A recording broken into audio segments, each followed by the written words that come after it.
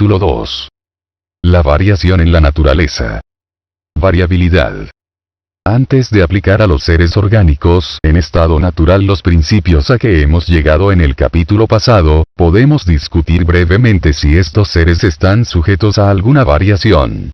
Para tratar bien este asunto se debería dar un largo catálogo de áridos hechos. Pero reservaré estos para una obra futura.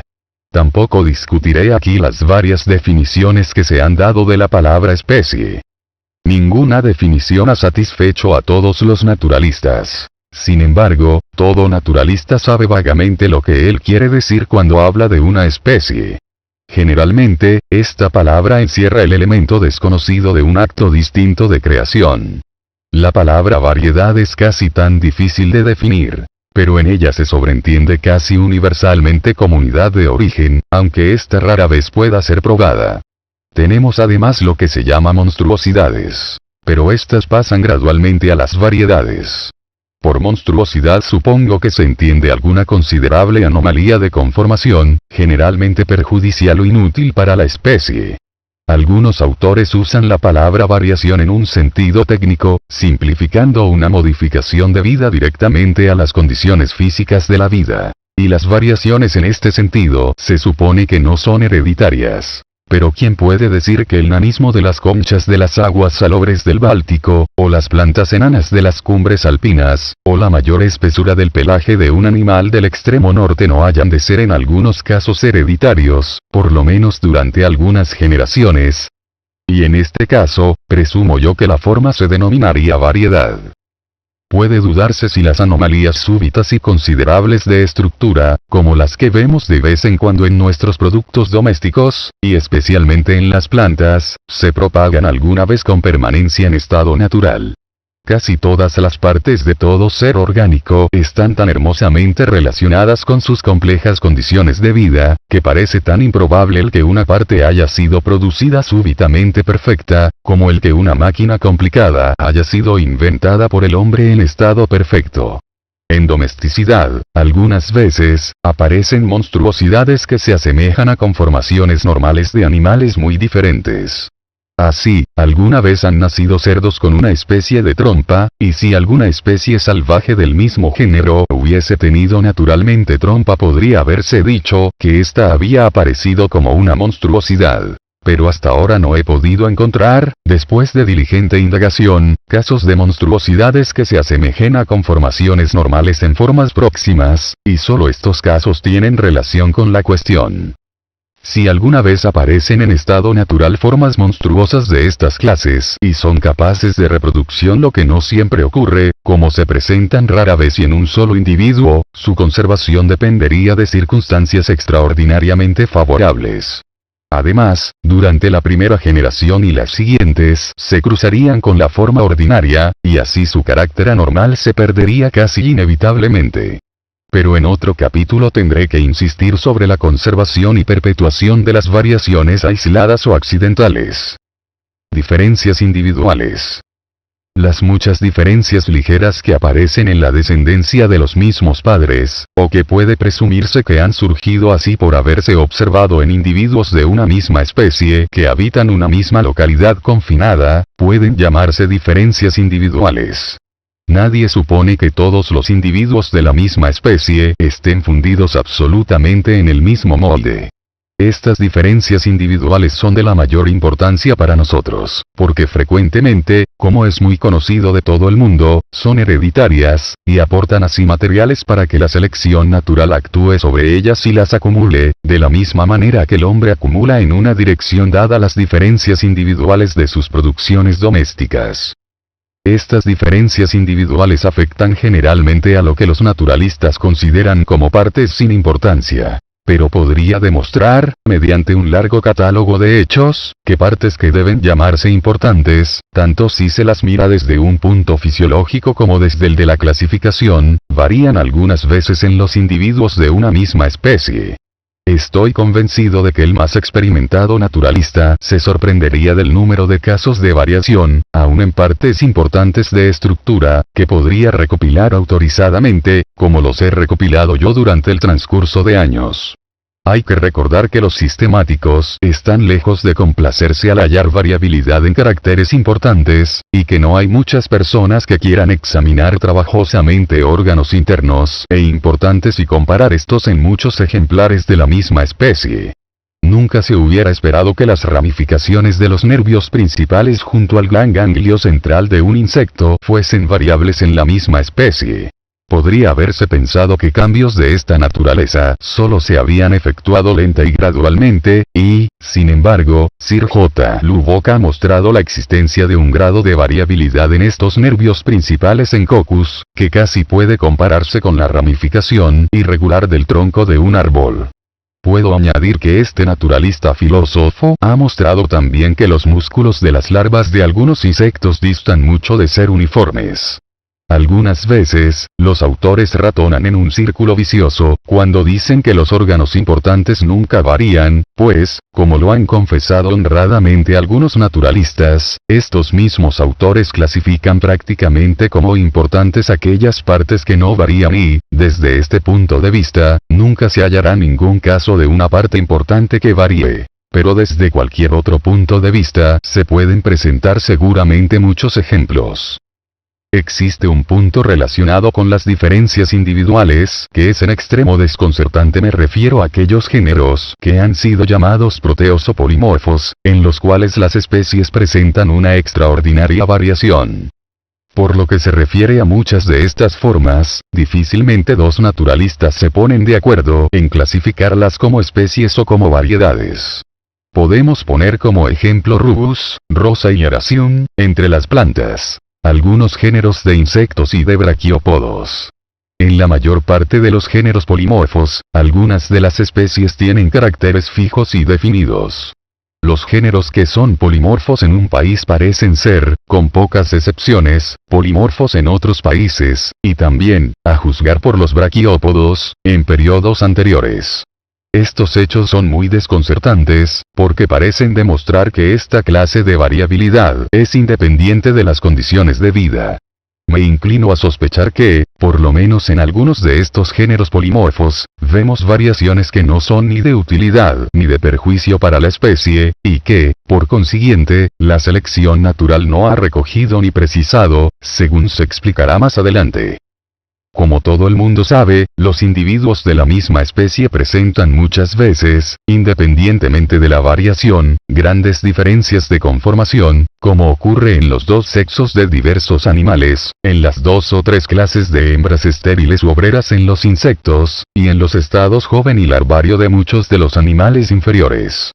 Existen también casos de dimorfismo y trimorfismo, tanto en los animales como en las plantas. Así, Mr. Wallace, que ha llamado recientemente la atención sobre este asunto, ha señalado que las hembras de algunas especies de mariposas en el archipiélago malayo, aparecen normalmente bajo 2, y aun bajo 3, formas notablemente distintas, no enlazadas por variedades intermedias. Fritz Müller ha descrito casos análogos, pero aún más extraordinarios, en los machos de ciertos crustáceos del Brasil. Así, el macho de un tanais se presenta normalmente bajo dos formas distintas. Una de ellas tiene pinzas fuertes y de diferente hechura, y la otra tiene las antenas provistas de pelos olfativos mucho más abundantes. Aunque en la mayor parte de estos casos las dos o tres formas, tanto en los animales como en los vegetales, no están hoy unidas por gradaciones intermedias, es probable que en otro tiempo estuviesen unidas de este modo. Mr. Wallace, por ejemplo, describe cierta mariposa que, en la misma isla, presenta una gran serie de variedades unidas por eslabones intermedios, y los eslabones extremos de la cadena se asemejan a las dos formas de una especie próxima dimorfa que habita en otra parte del archipiélago malayo. Así también, en las hormigas, las varias clases de obreras son generalmente por completo distintas. Pero en algunos casos, como veremos después, están unidas entre sí por variedades suavemente graduadas. Lo mismo ocurre en algunas plantas dimorfas, como yo mismo lo he observado.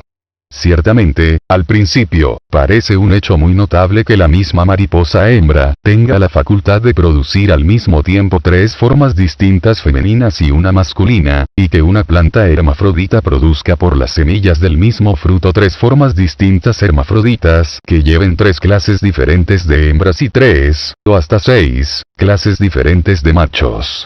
Sin embargo, estos casos son tan solo exageraciones del hecho común de que la hembra produzca descendencia de ambos sexos, que a veces difieren entre sí de un modo portentoso. Especies dudosas.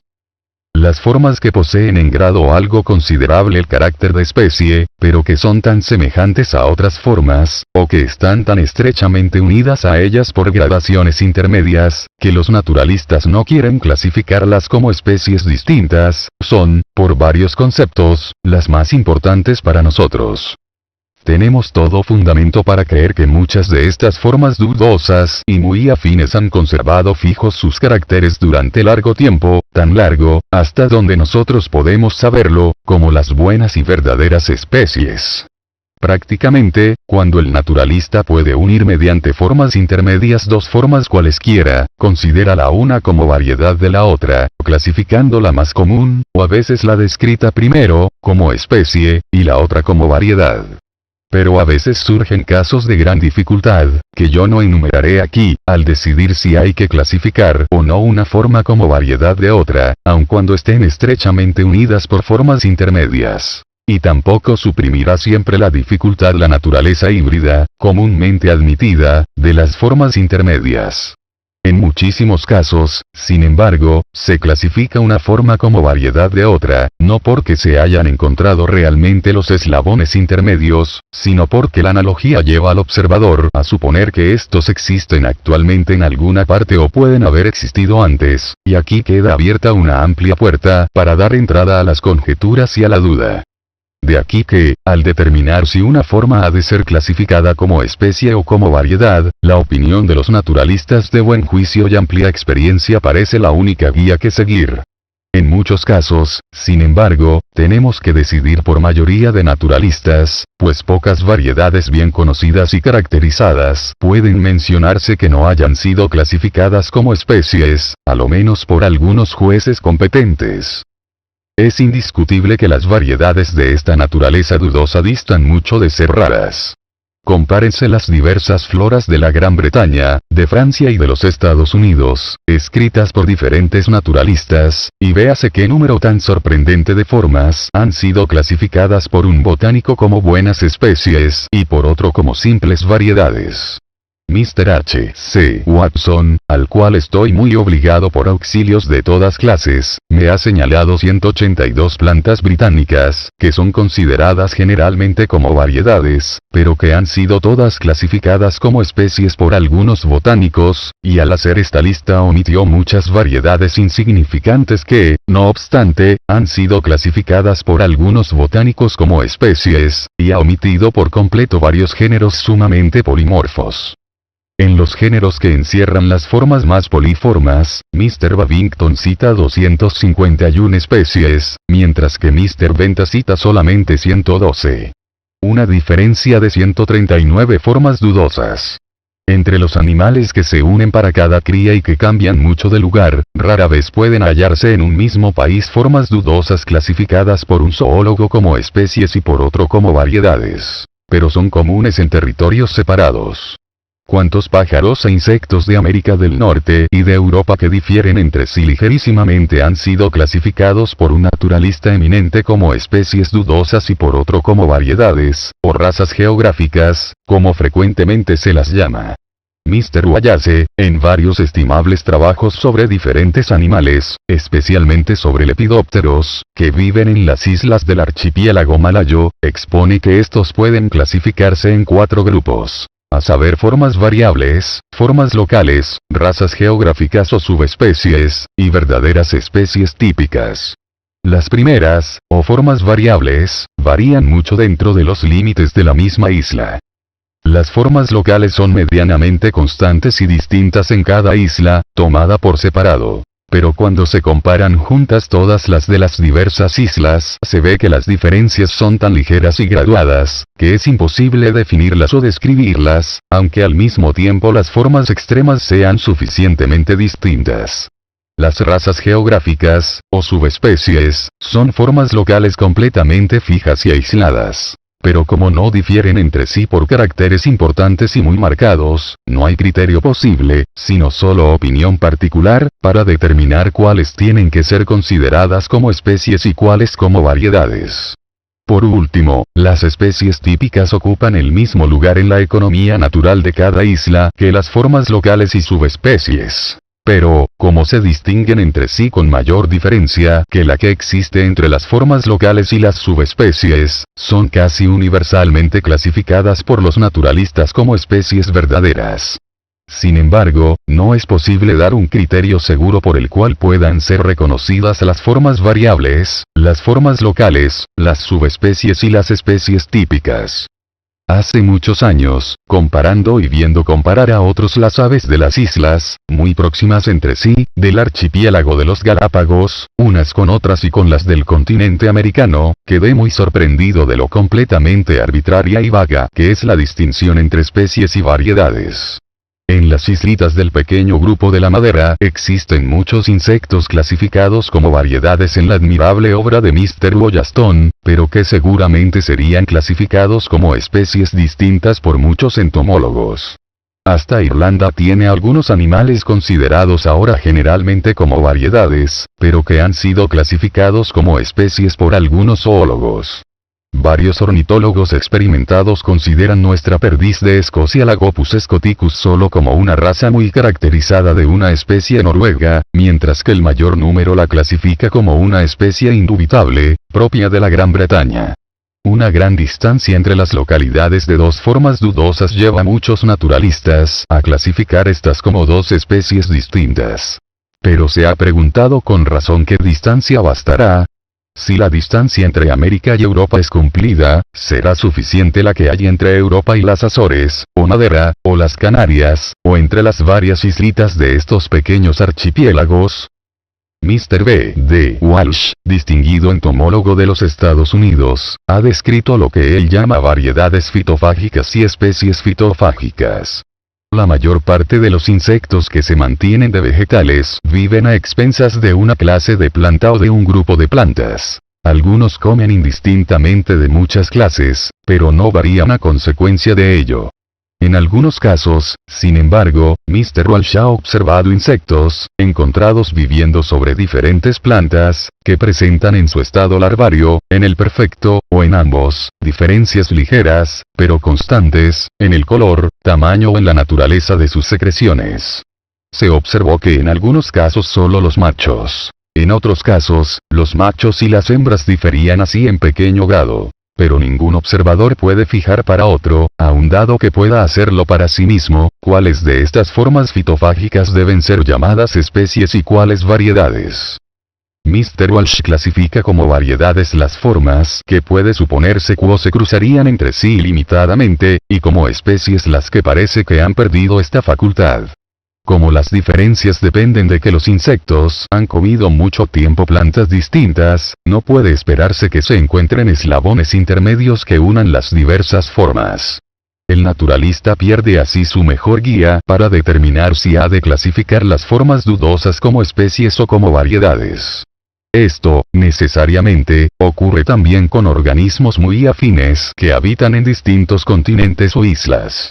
Cuando, por el contrario, un animal o planta se extiende por el mismo continente, o habita varias islas del mismo archipiélago, y presenta diferentes formas en los diferentes territorios, hay siempre muchas probabilidades de que se descubrirán formas intermedias que enlacen los citados extremos, y estos quedan entonces reducidos a la categoría de variedades.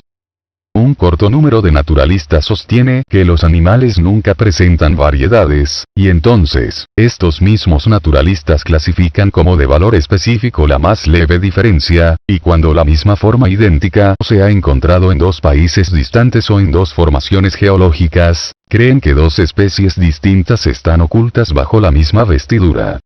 La palabra especie viene de este modo a ser una mera abstracción inútil, que implica y supone un acto separado de creación.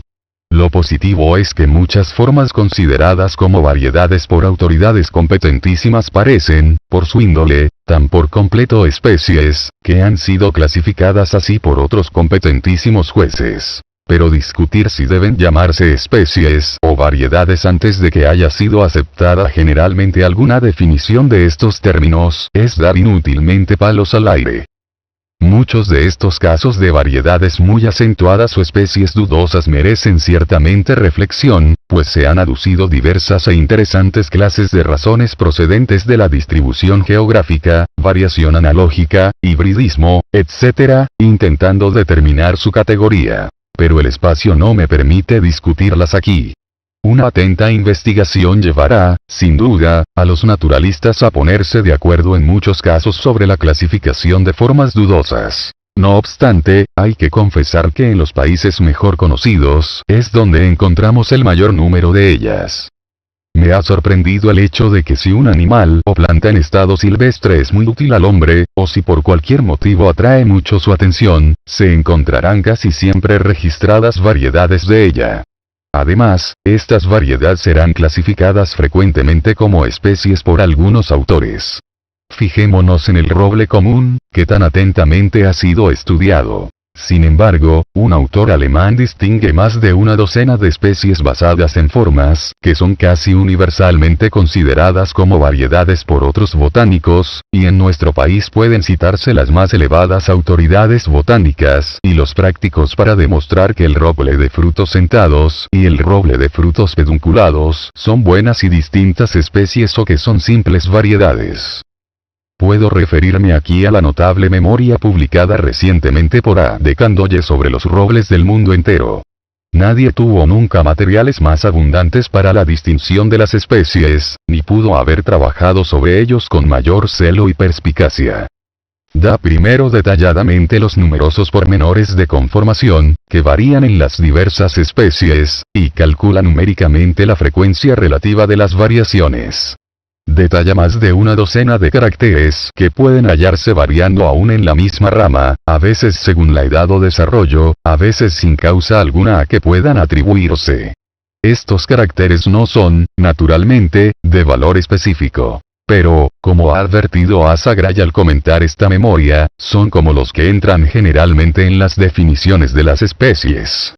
De Candolle pasa a decir que él da la categoría de especie a las formas que difieren por caracteres, que nunca varían en el mismo árbol y que nunca se hallan unidas por grados intermedios.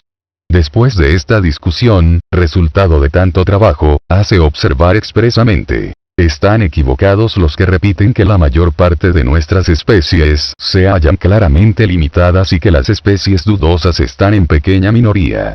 Esto parecía ser verdad mientras que un género estaba imperfectamente conocido y sus especies se fundaban en unos pocos ejemplares, es decir, mientras eran provisionales. Al momento en que llegamos a conocerlas mejor, surgen formas intermedias y aumentan las dudas respecto a los límites específicos. Añade también que las especies mejor conocidas son precisamente las que presentan el mayor número de variedades espontáneas y subvariedades. Así, el Quercus robur tiene 28 variedades, las cuales se agrupan todas, excepto 6, alrededor de 3 subespecies, que son Q. pedunculata, sessiliflora y pubescens. Las formas que enlazan estas 3 subespecies son relativamente raras, y, como Asagray advierte por otra parte, si estas formas de enlace que hoy son raras llegaran a extinguirse por completo, las 3 subespecies guardarían entre sí exactamente la misma relación que guardan las 4 o 5 especies provisionalmente admitidas, y que están alrededor y muy cerca del Quercus robur típico. Finalmente, De Candolle admite que, de las 300 especies que se enumerarán en su pródromo como pertenecientes a la familia de los robles, 2/3, por lo menos, son especies provisionales. Esto es que no se sabe que llenen exactamente la definición dada arriba de especie verdadera. Habría que añadir que de Candolle no cree ya más el que las especies sean creaciones inmutables, y llega a la conclusión de que la teoría de la derivación es la más natural y la más conforme con los hechos conocidos de paleontología, geografía botánica y zoológica, estructura anatómica y clasificación. Cuando un joven naturalista empieza el estudio de un grupo de organismos completamente desconocido para él, al principio vacila mucho en determinar qué diferencias ha de considerar como específicas y cuáles como de variedad, porque nada sabe acerca de la cantidad y modo de variación a que está sujeto el grupo, y esto muestra, por lo menos, cuán general es el que haya algo de variación. Pero si limita su atención a una clase dentro de un país, formará pronto juicio sobre cómo ha de clasificar la mayor parte de las formas dudosas. Su tendencia general será hacer muchas especies, pues, lo mismo que el criador de palomas y aves de corral, de que antes se habló, llegaría a impresionarse por la diferencia que existe en las formas que está continuamente estudiando, y tiene poco conocimiento general de variaciones análogas en otros grupos o en otros países con el que poder corregir sus primeras impresiones. A medida que extienda el campo de sus observaciones tropezará con nuevos casos dificultosos, pues encontrará mayor número de formas sumamente afines. Pero si sus observaciones se extienden mucho, podrá generalmente realizar por fin su idea, mas esto lo conseguirá a costa de admitir mucha variación, y la realidad de esta admisión será muchas veces discutida por otros naturalistas. Cuando pase al estudio de formas afines traídas de países que hoy no están unidos, caso en el cual no puede tener la esperanza de encontrar eslabones intermedios, se verá obligado a fiarse casi por completo de la analogía, y sus dificultades llegarán al máximum. Indudablemente, no se ha trazado todavía una línea clara de demarcación entre especies y subespecies, o sean las formas que, en opinión de algunos naturalistas, se acercan mucho, aunque no llegan completamente, a la categoría de especies, ni tampoco entre subespecies y variedades bien caracterizadas, o entre variedades menores y diferencias individuales. Estas diferencias pasan de unas a otras, formando una serie continua, y una serie imprime en la mente la idea de un tránsito real. De aquí que yo considere las diferencias individuales, a pesar de su pequeño interés para el clasificador, como de la mayor importancia para nosotros, por ser los primeros pasos hacia aquellas variedades que apenas se las considera dignas de ser consignadas en las obras de historia natural. Y considero yo las variedades que son en algún modo más distintas y permanentes como pasos hacia variedades más intensamente caracterizadas y permanentes, y estas últimas como conduciendo a las subespecies y luego a las especies. El tránsito de un grado de diferencia a otro puede ser en muchos casos el simple resultado de la naturaleza del organismo y de las diferentes condiciones físicas a que haya estado expuesto largo tiempo. Pero, por lo que se refiere a los caracteres más importantes de adaptación, el paso de un grado de diferencia a otro puede atribuirse seguramente a la acción acumulativa de la selección natural, que se explicará más adelante, y a los resultados del creciente uso o desuso de los órganos. Una variedad bien caracterizada puede, por consiguiente, denominarse especie incipiente, y si esta suposición está o no justificada, debe ser juzgado por el peso de los diferentes hechos y consideraciones que se expondrán en toda esta obra. No es necesario suponer que todas las variedades o especies incipientes alcancen la categoría de especies. Pueden extinguirse o pueden continuar como variedades durante larguísimos periodos, como Mr. Wollaston ha demostrado que ocurre en las variedades de ciertos moluscos terrestres fósiles de la isla de la Madera, y Gastón desaporta en los vegetales. Si una variedad llegase a florecer de tal modo que excediese en número a la especie madre, aquella se clasificaría como especie y la especie como variedad. Y podría llegar a suplantar y exterminar la especie madre, o ambas podrían coexistir y ambas se clasificarían como especies independientes. Pero más adelante insistiremos sobre este asunto. Por estas observaciones se verá que considero la palabra especie como dada arbitrariamente, por razón de conveniencia, a un grupo de individuos muy semejantes y que no difiere esencialmente de la palabra variedad, que se da a formas menos precisas y más fluctuantes. A su vez, la palabra variedad, en comparación con meras diferencias individuales, se aplica también arbitrariamente por razón de conveniencia. Las especies comunes, muy difundidas y muy extendidas son las que más varían. guiado por consideraciones teóricas, pensé que podrían obtenerse resultados interesantes respecto a la naturaleza y relaciones de las especies que más varían, formando listas de todas las variedades de diversas flores bien estudiadas. Al pronto parecía esto un trabajo sencillo. Pero Mr. H. C. Watson, a quien estoy muy obligado por valiosos servicios y consejos sobre este asunto, me convenció enseguida de que había muchas dificultades, como también lo hizo después el Dr. Ocker, todavía en términos más enérgicos. Reservaré para una obra futura la discusión de estas dificultades y los cuadros de los números proporcionales de las especies variables. El Dr. Ocker me autoriza a añadir que, después de haber leído atentamente mi manuscrito y examinado los cuadros, cree que las siguientes conclusiones están bien e imparcialmente fundadas.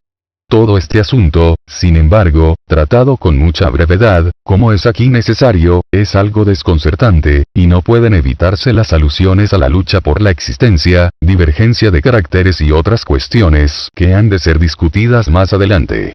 Alphonse de Candolle y otros han demostrado que las plantas que tienen una gran dispersión presentan generalmente variedades, lo que podía ya esperarse por estar expuestas a diferentes condiciones físicas y porque entran en competencia con diferentes conjuntos de seres orgánicos, lo cual, como veremos después, es una circunstancia tanto o más importante.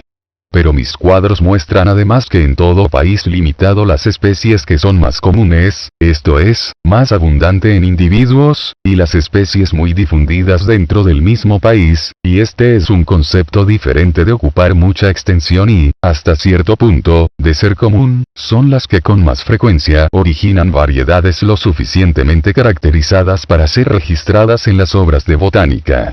De aquí el que las especies más florecientes o, como pueden llamarse, especies predominantes, las que ocupan mayor extensión, son las más difundidas en su propio país y las más numerosas en individuos, sean las que con más frecuencia producen variedades bien caracterizadas o, como yo las considero, especies incipientes.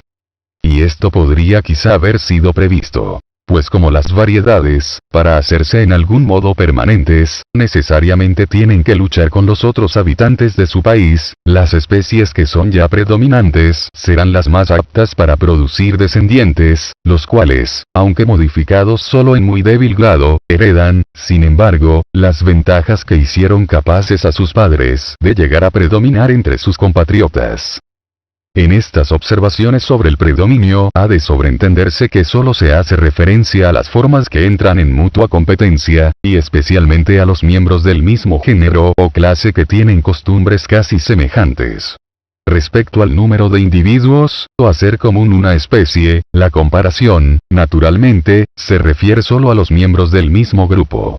Puede decirse que una planta superior es predominante si es más numerosa en individuos y está más difundida que otras plantas del mismo país que vivan casi en las mismas condiciones. Una planta de esta clase no deja de ser predominante porque alguna conferva que vive en el agua o algún hongo parásito sean infinitamente más numerosos en individuos y estén más difundidos. Pero si la conferva o el hongo parásito supera a sus semejantes por los conceptos antedichos, será entonces predominante dentro de su propia clase. Las especies de los géneros mayores en cada país varían más frecuentemente que las especies de los géneros menores. Si las plantas que viven en un país, según aparecen descritas en una flora, se dividen en dos grupos iguales, colocando a un lado todas las de los géneros mayores, esto es, los que contienen más especies, y a otro lado todas las de los géneros menores, se verá que el primer grupo comprende un número algo mayor de especies comunísimas y muy difundidas, o especies predominantes. Esto podía haber sido ya previsto, pues el mero hecho de que muchas especies del mismo género vivan en un país demuestra que en las condiciones orgánicas e inorgánicas de aquel país existe algo favorable para el género, y, por consiguiente, podíamos haber esperado encontrar en los géneros mayores, o que comprenden más especies, un número relativo mayor de especies predominantes. Pero son tantas las causas que tienden a obscurecer el resultado, que estoy sorprendido de que mis cuadros muestren siquiera una pequeña mayoría del lado de los géneros mayores. Me referiré aquí a dos causas solo de obscuridad. Las plantas de agua dulce y las halófilas están generalmente muy extendidas y muy difundidas. Pero esto parece estar relacionado con la naturaleza de los lugares en que viven y tienen poca o ninguna relación con la magnitud de los géneros a que pertenecen las especies. Además, los vegetales inferiores en la escala de la organización están, en general, mucho más difundidos que las plantas superiores, y en este caso, además, no hay inmediata relación con la magnitud de los géneros. La causa de que los vegetales de organización inferior estén muy extendidos se discutirá en el capítulo sobre la distribución geográfica. El considerar las especies tan solo como variedades bien definidas y muy caracterizadas me llevó a anticipar que las especies de los géneros mayores en cada país presentarían con más frecuencia variedades que las especies de los géneros menores, pues dondequiera que se hayan formado muchas especies sumamente afines, es decir, especies del mismo género, deben, por regla general, estarse formando actualmente muchas variedades o especies incipientes. Donde crecen muchos árboles grandes esperamos encontrar retoños. Donde se han formado por variación muchas especies de un género, las circunstancias han sido favorables para la variación, y, por consiguiente, podemos esperar que, en general, lo serán todavía. Por el contrario, si consideramos cada especie como un acto especial de creación, no aparece razón alguna para que se presenten más variedades en un grupo que tenga muchas especies que en otro que tenga pocas. Para probar la verdad de esta idea que anticipo, he ordenado las plantas de 20 países y los insectos coleópteros de 2 regiones en 2 grupos aproximadamente iguales, poniendo a un lado las especies de los géneros mayores y a otro las de los géneros menores, y esto ha demostrado siempre que en el lado de los géneros mayores era mayor el tanto por ciento de especies que presentaban variedades, que en el lado de los géneros menores.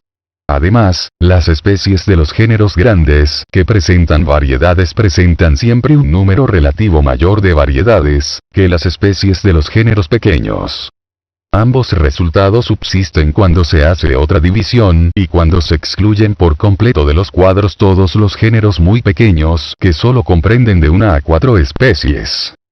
Estos hechos tienen clara significación en la hipótesis de que las especies son tan solo variedades permanentes muy caracterizadas, pues dondequiera que se han formado muchas especies del mismo género, o donde, si se nos permite emplear la frase, la fabricación de especies ha sido muy activa, debemos, en general, encontrar todavía la fábrica en movimiento. Tanto más, cuanto que tenemos todas las razones para suponer que el procedimiento de fabricación de las especies nuevas es un procedimiento lento. Y esto, ciertamente, resulta exacto si se consideran las variedades como especies incipientes, pues mis cuadros muestran claramente, como regla general, que dondequiera que se han formado muchas especies de un género, las especies de este género presentan un número de variedades, o sea de especies incipientes, mayor que el promedio. No es que todos los géneros grandes estén ahora variando mucho y estén aumentando el número de sus especies, ni que ningún género pequeño esté ahora variando y aumentando.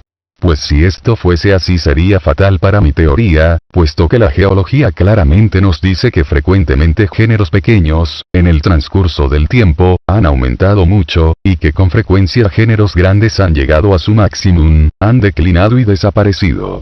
Todo lo que teníamos que demostrar es que donde se han formado muchas especies de un género, de ordinario se están formando todavía muchas, y esto, ciertamente, queda establecido.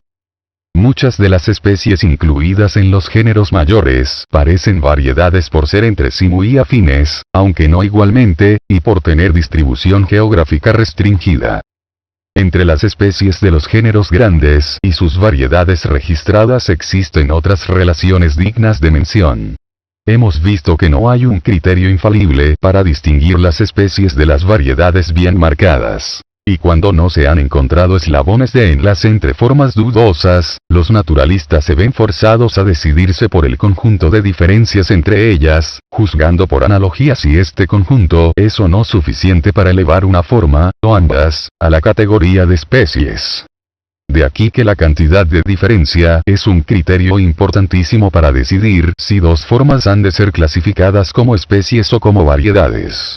Ahora bien, Fries ha observado, por lo que se refiere a las plantas, y Westwood, por lo que toca a los insectos, que en los géneros grandes la cantidad de diferencia entre las especies es con frecuencia sumamente pequeña. Me he esforzado en comprobar esto numéricamente mediante promedios que, hasta donde alcanzan mis imperfectos resultados, confirman dicha opinión. He consultado también con algunos sagaces y experimentados observadores, y, después de deliberar, coinciden en esta opinión. En este respecto, pues, las especies de los géneros mayores se parecen a las variedades, más que las especies de los géneros menores. O el caso puede interpretarse de otro modo, puede decirse que en los géneros mayores, en los cuales se está ahora fabricando un número de variedades o especies incipientes mayor que el promedio, muchas de las especies ya fabricadas parecen, hasta cierto punto, variedades, pues difieren entre sí menos de la cantidad habitual de diferencia. Además, las especies de los géneros mayores están relacionadas unas con otras, de la misma manera que están relacionadas entre sí las variedades de cualquier especie. Ningún naturalista pretende que todas las especies de un género estén igualmente distantes unas de otras. Generalmente, pueden ser divididas en subgéneros, o secciones, o grupos menores. Como Fries ha señalado muy bien, grupos pequeños de especies están generalmente reunidos como satélites alrededor de otras especies. ¿Y qué son las variedades sino grupos de formas desigualmente relacionadas entre sí agrupadas alrededor de ciertas formas, o sea alrededor de sus especies madres? Indudablemente, existe un punto de diferencia importantísimo entre las variedades y las especies. Y es que la diferencia entre las variedades, cuando se comparan entre sí o con especie madre, es mucho menor que la que existe entre las especies del mismo género. Pero cuando lleguemos a discutir el principio de la divergencia de caracteres, como yo lo llamo, veremos cómo puede explicarse esto y cómo las diferencias menores que existen entre las variedades tienden a acrecentarse y llegan a ser las diferencias mayores existentes entre las especies. Existe otro punto que merece indicarse. Las variedades ocupan por lo general una extensión muy restringida. Esta afirmación, realmente, es casi una evidencia, pues si se viese que una variedad tiene una extensión mayor que la de su supuesta especie madre se invertirían sus denominaciones. Pero hay fundamento para suponer que las especies que son muy afines a otras, en lo cual parecen mucho variedades, ocupan con frecuencia extensiones muy limitadas.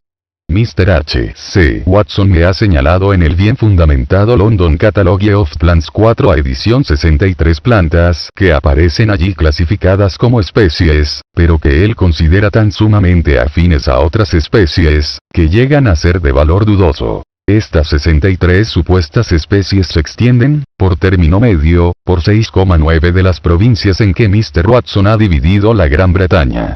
Ahora bien, en el mismo catálogo están anotadas 53 variedades admitidas, y estas se extienden por 7,7 de las provincias, mientras que las especies a que estas variedades pertenecen se extienden por 14,3 de las provincias.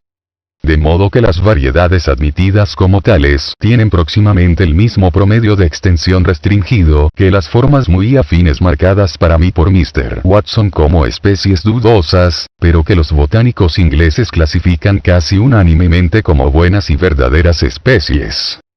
Resumen. En conclusión, las variedades no pueden ser distinguidas de las especies, excepto primero, por el descubrimiento de formas intermedias de enlace, y segundo, por cierta cantidad indefinida de diferencia entre ellas, pues si dos formas difieren muy poco son generalmente clasificadas como variedades, a pesar de que no pueden ser reunidas sin solución de continuidad. Pero no es posible determinar la cantidad de diferencia necesaria para conceder a dos formas la categoría de especies. En los géneros que en un país tienen un número de especies mayor que el promedio, las especies tienen más variedades que el promedio. En los géneros grandes, las especies son susceptibles de ser reunidas, estrecha pero desigualmente, formando grupos alrededor de otras especies. Las especies sumamente afines a otras ocupan, al parecer, extensiones restringidas. Por todos estos conceptos, las especies de los géneros grandes presentan suma analogía con las variedades. Y podemos comprender claramente estas analogías si las especies existieron en otro tiempo como variedades y se originaron de este modo. Mientras que estas analogías son completamente inexplicables si las especies son creaciones independientes.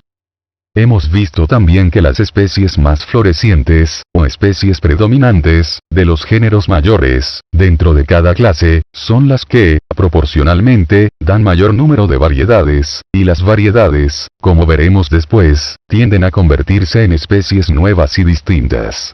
De este modo, los géneros grandes tienden a hacerse mayores, y en toda la naturaleza las formas orgánicas, que son ahora predominantes tienden a hacerse más predominantes aún, dejando muchos descendientes modificados y predominantes.